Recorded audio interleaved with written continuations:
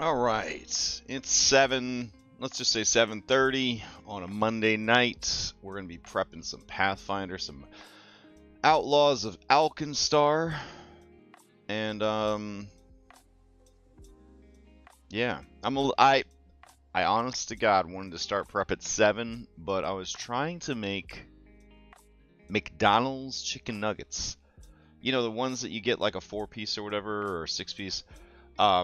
And that, you know, you pretend they're chicken, but they're definitely something else. Yeah, so I tried to make those at home, and they look pretty damn good. They taste okay. They don't taste like the McDonald's ones. I think it's because I used chicken breasts, like actual like quality ingredients, instead of like the dark meat that they use. I'm also pretty sure they use corn syrup because they are real sweet, and the ones that I made, you know, they just tasted like chicken. So I don't know. But pretty nuts. Yeah, it's pretty nuts. They look exactly like if like Gordon Ramsay made McDonald's chicken nuggets. Like that's what they look like. But then when you like bite into it, it looks exactly like. Anyways, I'm gonna stop talking about my chicken nuggets. But that's why I'm late today. Blame the chicken nuggets, I guess. All right. So since this campaign is already prepped, right? Already prepped. And everything seems to be on track, and we don't have to keep fixing Foundry stuff because Pathfinder, Foundry. What are we gonna look at today? Well, we've already gone over the Cradle of Courts a number of times. We have lots of notes for Cradle of Courts. They're already in the Cradle of Courts. We don't need to worry about that right now. So we could just pull out our our notes and just see what we're doing with that. So, yeah, I guess we'll do that. Alright. Let's see. Outlaws, Alkenstar, GM notes. Oop. Do some of this. There we go. And it says here I got a summary of Book 2. That's fun. Which I think we already went through this together? Oh. Alright, hold on a sec.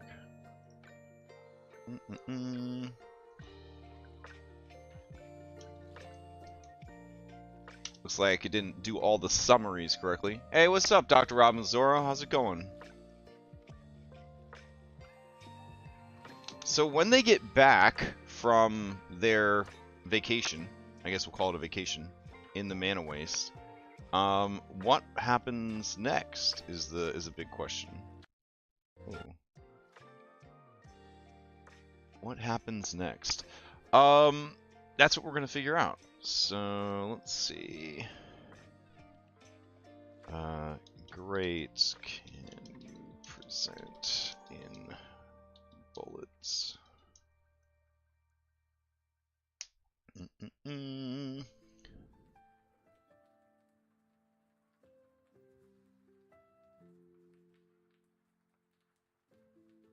These like adventure note outlines, I'm loving them. I love them so much. So anyways, here's a update. Blurp. Okay, weapons policy, etc., etc. Let's see, were there any other areas that didn't get summed up correctly? Oof. Let's see. Summarize. It's interesting to me what it can and can't, like, parse or understand.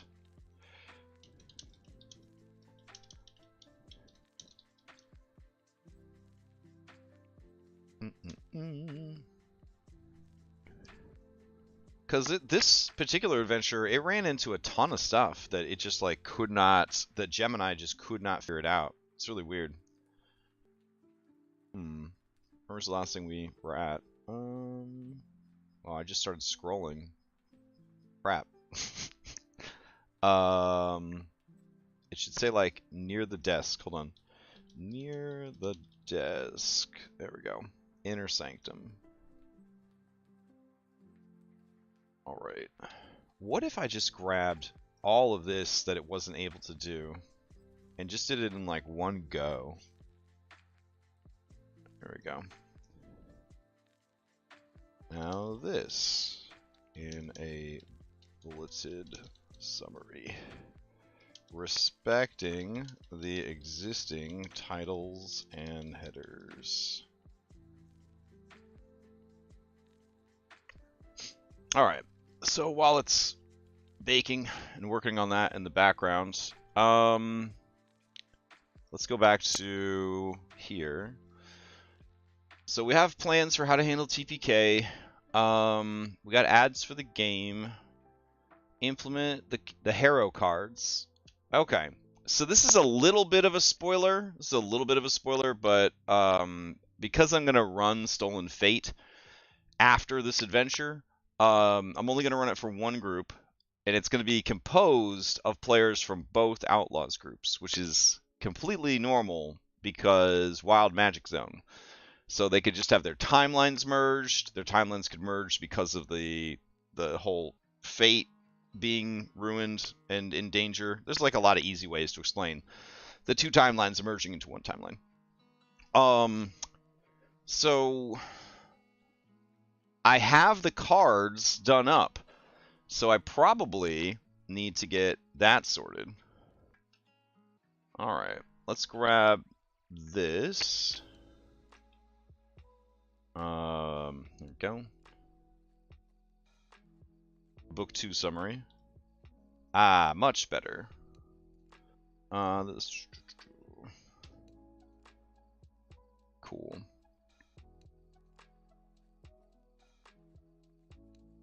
And then Gilded Halls, same deal.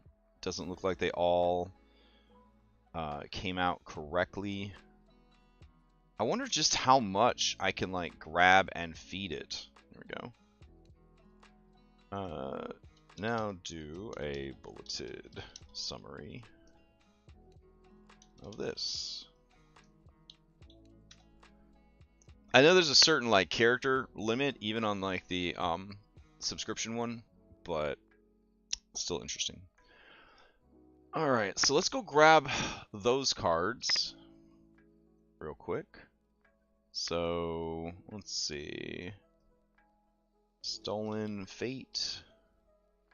Starter Heroes. Okay. So, Pathfinder 2e Stolen Fate Starter Heroes, a rework of the starter cards for Stolen Fates. So none of this is really a spoiler because these cards are detailed in the player's guide. So if you're worried about me spoiling Stolen Fate, this discussion will not do that. The plot is that Fate is in danger, you know, because it's stolen. And then there's magic cards, and they literally tell you what the fucking magic cards do. In the game, in the player's guide. So there's no spoilers.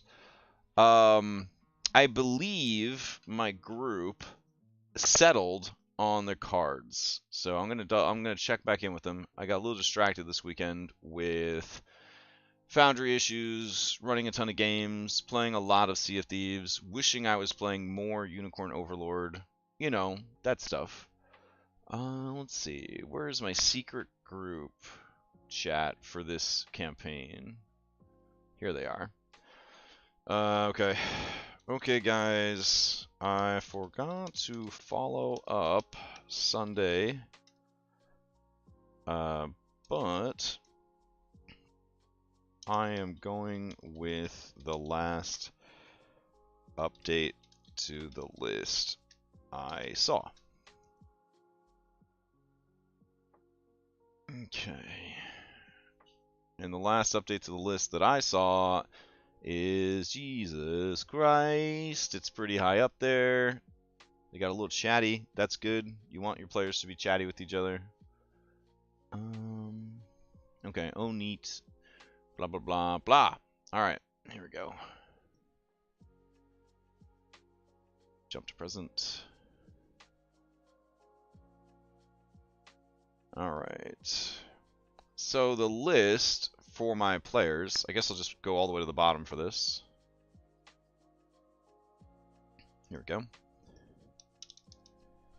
For crashes, stolen fate group. All right. We got Jerry with the Mountain Man or the Paladin, Grom with the Locksmith or the Rabbit Prince, Vulture with the Brass Dwarf or the Locksmith, Bella just wants the Empty Throne, Stack just has Rabbit Prince. Alright, that means that Grom's going to get the Locksmith, and Jerry's going to get Mountain Man or Paladin. Okay. Alright, so... Okay, you are the only one with 2 possible cards. You want to choose or flip a coin or something? Alright, so while that's happening in the background, they're doing a lot with only 30 minutes of prep tonight, y'all. Let's grab this. We gotta hit this down arrow. Alright. Go here, go here, paste. Okay, that's much more concise. Yikes. Entrance, concealment, blah, blah, blah. Armory. Okay, that's fine. I just want the most salient points here. Okay, treasure. Okay. Now this. Sometimes it like summarizes so much that you lose the actual meaning of what you got, so you got to be a little careful with that. But usually it does a really good job. All right. Grab this. Treasure. Excellent. Okay, now we go here. Muglin's Deal. Now this. Conclusion. And then talks about the Spellscarred Desert. Ambrose Muglin. Sabora Sharkoza. Campaign roll. Fantastic. I think this is like... It sounds crazy, but I think this is one of the best things right now that I can like offer people who are like actually using my Patreon, because reading sucks. And like if you're in a hurry to do the adventure and you haven't like had a chance to read it, like you could use these like notes, these bulleted lists to really save some time. Just saying. Let's see. Muglin's Deal, Muglin's Change of Hearts, Offer to Party, player choices. Okay. So, all of Book 2 is neatly outlined here. At least, Book 2 from Cradle of Courts on is outlined here, because I didn't start doing this until after the fact. Alright. And then... we also have one for Book 3. So let's see. There we go. Outlaws, Alkenstar. Book 3. There we go. Alright, so at the top of Book 3 we have the Darby Report. You know, because Darby got some good ideas. Then we got Chapter 1, Chapter 2, Chapter 3, and then we got this dossier about Angelique Lovelace, ruthless, corrupt deputy. Understanding Lovelace is key to making any of this mess make sense. The story centers around Angelique, the child of a Osirian paladin named Antarish, and a river hag named Gris Nightspittle. Talk about two worlds colliding. Angelique was raised by Antarish, who tried to lead her on a virtuous path despite her cursed heritage. Gris revealed Angelique's true parentage when she came of age and commanded her to kill her father, Antarish. Angelique refused and instead avenged her father by slaying Gris. That seems like a good guy move. Angelique then wandered aimlessly, struggling with her past and her birthright. She eventually joined Alkenstar Shield Marshals using Antarish's blade, and Griss's staff forged into enchanted weapons. Over time, she lost touch with humans and became torn between upholding lawful ideals and dealing out bloody punishment. Angelique's primary motivation is power. She seeks to create larger Alkenstar army to bring order to the lawless frontier. So she's just old enough to be out of touch. The dangerous immortal mind becomes crazy plan. All right. She has been a thorn in the character's side throughout the campaign, and they will face her in the final chapter of the adventure.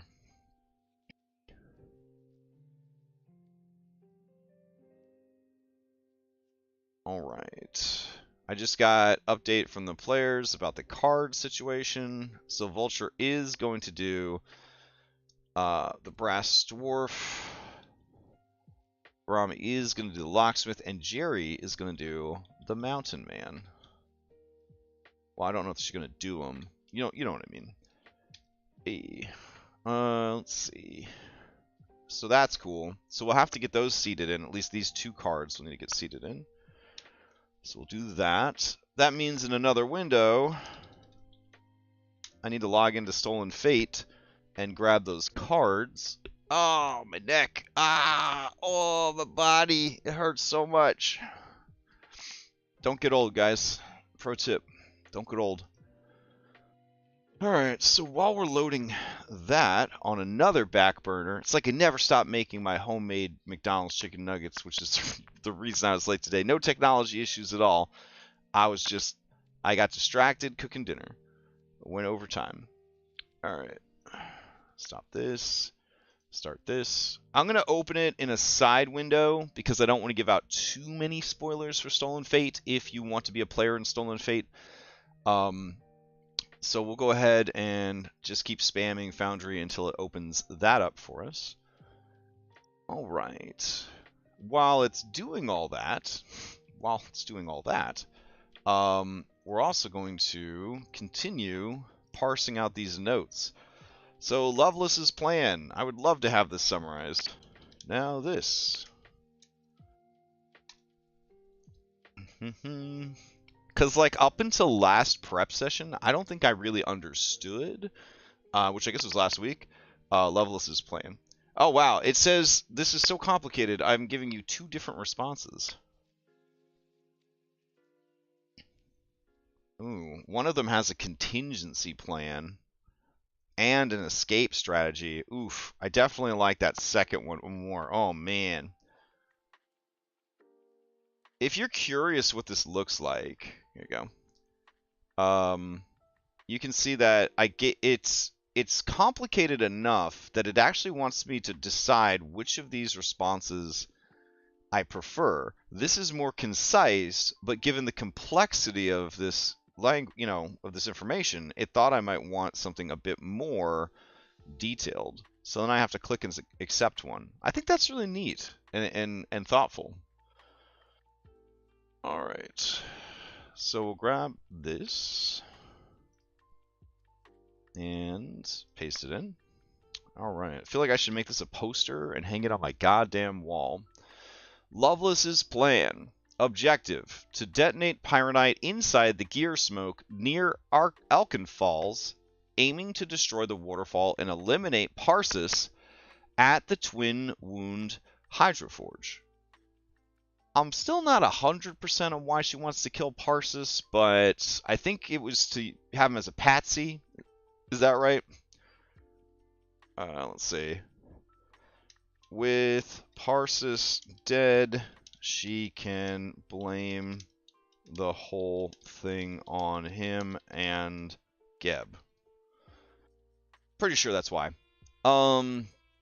Expected outcome. Cause chaos and panic in Alkenstar.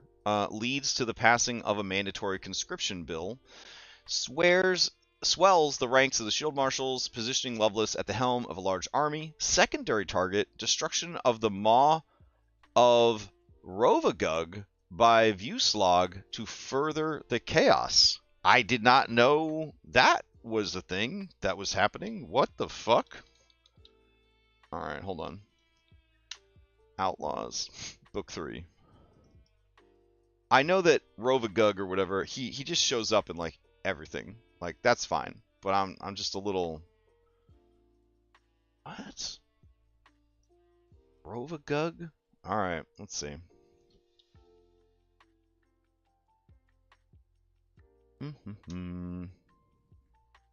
The conscription bill currently faces dim prospects as many feel the Shield Marshals and Alkenstar's other defenses, like the Gunnerworks massive cannon, the Maw of Rovagug, are more than enough. Oh, okay. I thought they were talking about the Rovagug. I was like, that's crazy. All right. Yeah, so View Slog is okay. And without the cannon, they don't need the conscription bill. Ah, okay.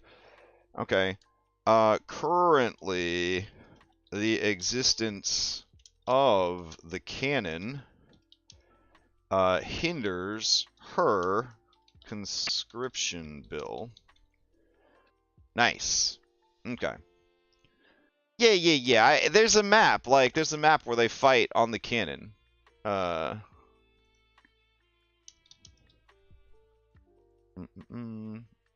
Kind of a problematic name, if you ask me. I don't know. Like, naming it after the god of destruction? I mean... Yeah, it's sort of like the cannon from Final Fantasy VII in Junon or whatever. I don't know if that's... I mean, that's kind of cool. That's kind of cool. It's got little teeth at the end.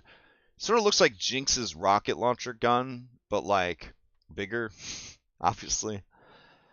Okay, that makes a little bit more sense. Alright, great. Contingency plan. Adaptation. Aware of being pursued, Lovelace and Ebrium devised an alternative strategy. Magical runes, inscribed on the gear smoke by Ebrium to harness arcane energies from the mana waste. Teleportation trigger. Once sufficient magic is absorbed, enabling the ship's instant relocation to Alkenfall's edge. Risks. Teleportation carries the risk of malfunction due to the unpredictable arcane energies in the mana waste. Escape strategy. Lovelace's exit. Plans to depart the gear smoke via rowboat after arming the bombs. Oh, via rowboat. Good for you. Ebrium's departure intends to use teleportation magic to escape the impending explosion. Rowboat. That's quite... I mean, you live in a world with, like, jetpacks and things. You didn't want to buy... Like, Lovelace, you didn't want to buy a fucking jetpack? Alright, hold on. What's the jetpack called? Is it just called jetpack? Probably not. Probably got some dumb special name. Let's see. Jet.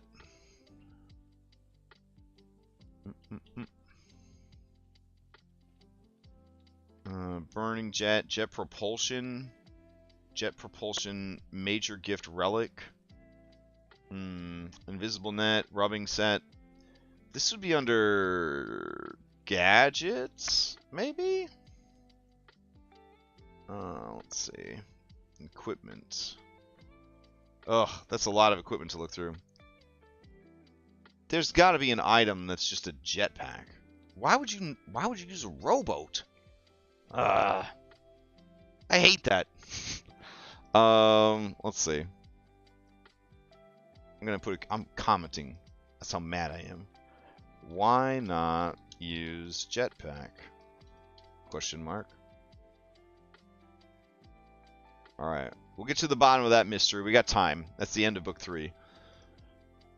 Alright. Contingency plan, blah, blah, blah. Oh, let me see if we can grab those cards now. Yes. Close this. Close that. Go here. Oh. Go here. Alright, where are the hero cards at? Stolen Fate, cards, shared? Oh, I have to go to the deck? Section? Hero cards? Hero card deck. Cool. How do I get them out of here? What a question. Let's see. Alright, we're going to go ahead and export and export. And we'll go over here and we'll do create folder, stolen fate. Right. Okay. And then we'll just do this and this. Right. Cool. Import, choose import, download that, and import, choose import this. All right, cool. Now, go here, and we'll do Harrow, open the folder. Can I just drag the card into items? No. Okay. The mountain man equipment. Okay. So I didn't need to bring the whole deck of cards in. All right, and then we need the locksmith. All right. Sweet. All right. So this part, I guess, is secret because it's in like a little box, I want to say. Maybe? Mystification, unusual object.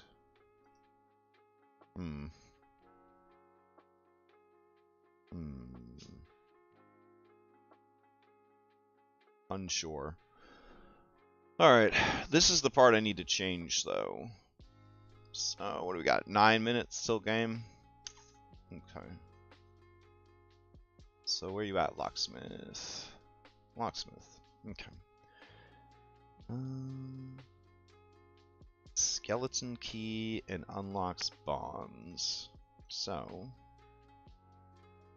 go to this section. There we go. Oops. No, you could put the line back in. That's fine. All right. And we put that. And locks disturbance, opening locks, blah blah blah.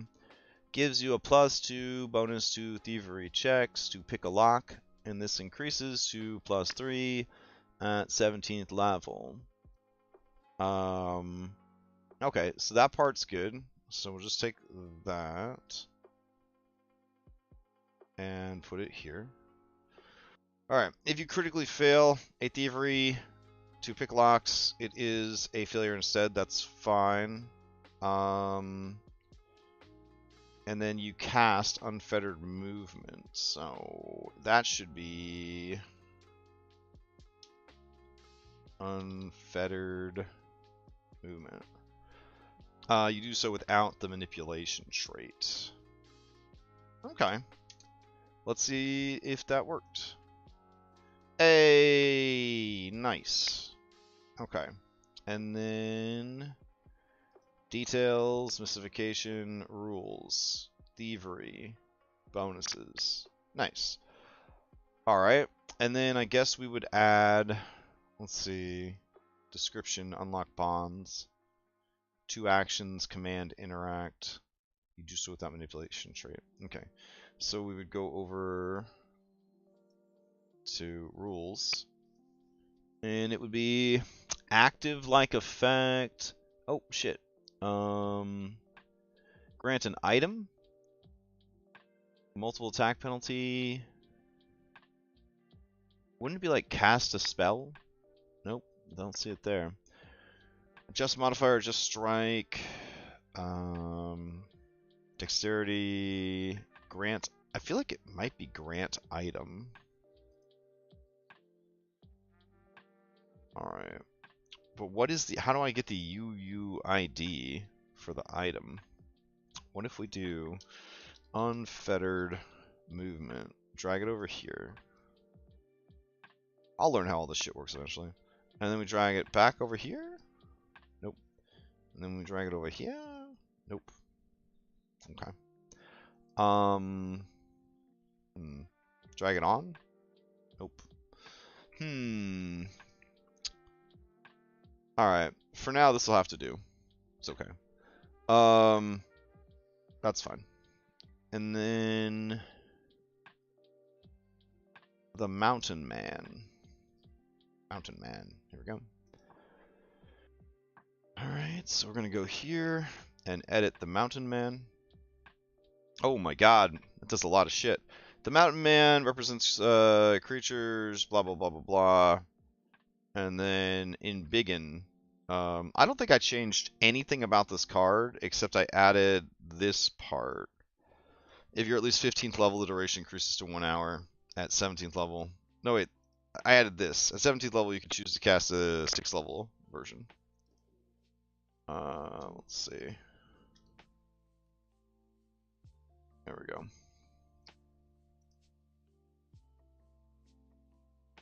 Yeah, everything else is just the same. Alright, cool. And then over here in rules, yeah, it doesn't actually give you a spell. It just says you can cast a spell. So we did it right. Okay. Cool. Alright, so we have those built. 5 minutes left till game. That's cool. I'll go ahead and check that off here. And they will discover those inside the cradle tonight. I can go ahead and close down this.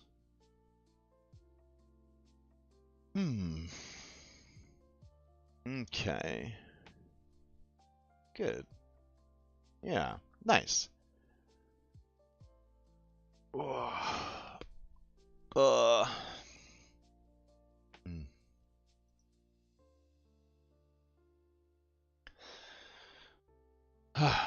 Okay, so that's done.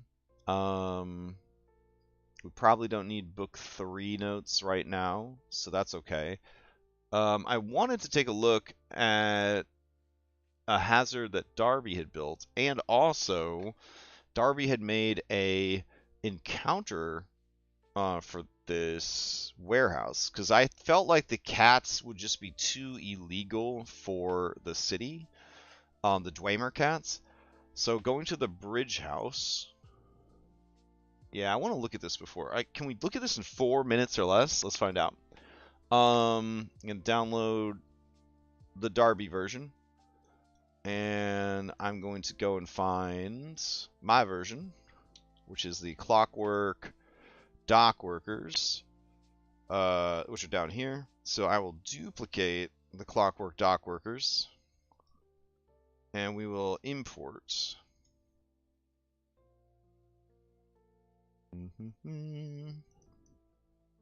All right. What were his called? Actor, Clockwork Dock Worker. Okay. So there's 2. All right, Clockwork Dock Worker, Clockwork Dock Worker. Let's take a look at these bad boys. All right. So this is the one I created for myself.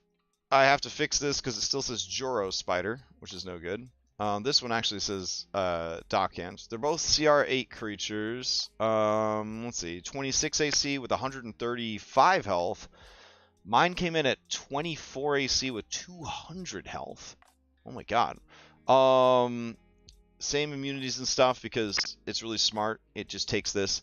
I would say that as a clockwork, I think all clockworks are rare. Oh no, Clockwork Disposer's not. Okay. I was going off to some of the other ones.